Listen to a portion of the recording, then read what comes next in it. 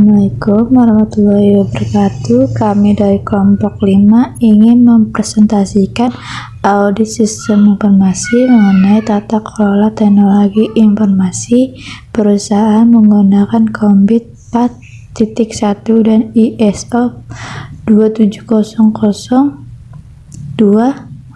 Berikut anggota dari kelompok 5 yaitu Ika Trianti, Ika Pratama, Daniel Arahap, Rasna 5, Randy Wibi, dan Kristianto.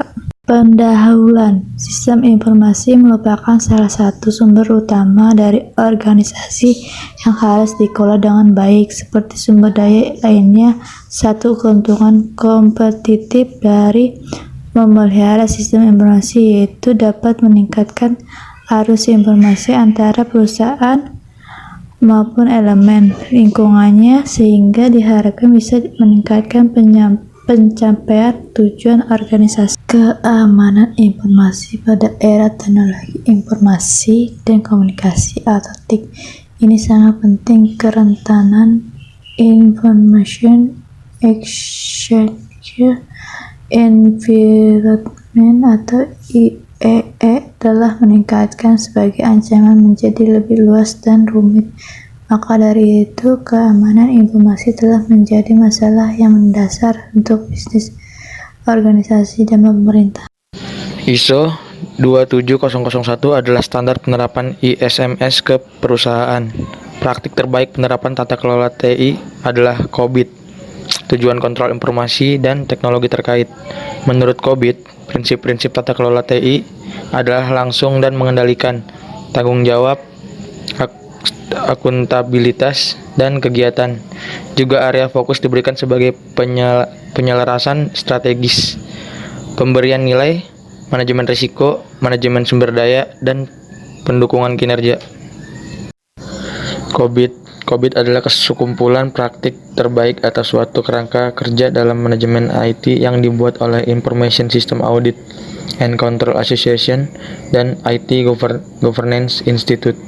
COBIT menyajikan para manajer, auditor, dan para pengguna IT yang telah diakui secara umum indikator, proses, dan praktik terbaiknya untuk memaksimalkan keuntungan yang diperoleh.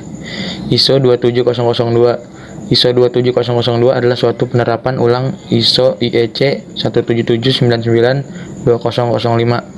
Standar ini merupakan titik awal dalam melakukan penyusunan dan pengembangan ISMS. Standar ini dijadikan panduan dalam merencanakan dalam implementasi suatu program untuk melindungi aset informasi. Adapun tujuan dari ISO 27002 adalah memberikan rekomendasi manajemen keamanan informasi untuk digunakan oleh mereka yang bertanggung jawab. Metodologi penelitian. 1. Perencanaan yaitu kegiatan awal sebelum penelitian yang terdiri menentukan zona yang dipilih untuk dibahas pada penelitian. 2. Identifikasi permasalahan yaitu identifikasi masalah tata kelola TI dan masalah perencanaan investasi TI. 3. Kajian literatur yang berhubungan dengan tata kelola TI dan perencanaan investasi TI. 4. Menyiapkan zona yaitu menyiapkan zona COBIT dan ISO atau IEC 27002 untuk penelitian lebih lanjut. 5. Membuat laporan lengkap. Perbandingan COBIT dan ISO IEC 27002.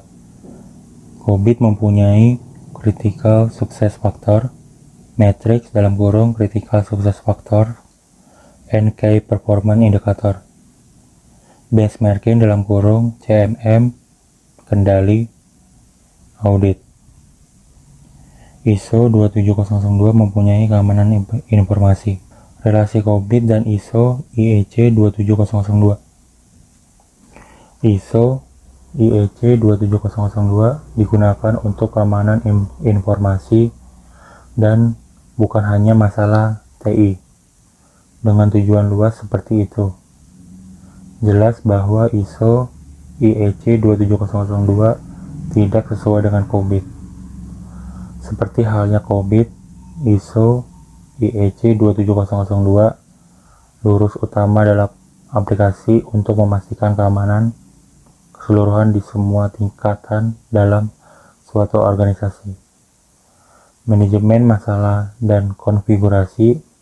Manajemen di COBIT belum setara dengan ISO 27002. Manajemen konfigurasi memiliki dampak besar pada lingkungan TI dan harus ditangani dengan cara yang aman. Selain itu, dalam ISO IEC 27002, keamanan ditandai sebagai pelestarian kerahasiaan, integritas, dan ketersediaan. Kesimpulan, COBIT dan ISO IEC 27002 memiliki perbedaan yang cukup jelas untuk membantu tata kelola dan manajemen IT. Perbedaan tersebut diantaranya berdasarkan critical success factor, matrix, benchmarking, kendali, dan audit. Walaupun terdapat sejumlah perbedaan, namun keduanya tetap umum dan banyak digunakan untuk membantu terlaksananya tata kelola dan manajemen IT dalam sebuah organisasi. Terima kasih atas perhatiannya, kurang lebihnya mohon maaf. Wassalamualaikum warahmatullahi wabarakatuh.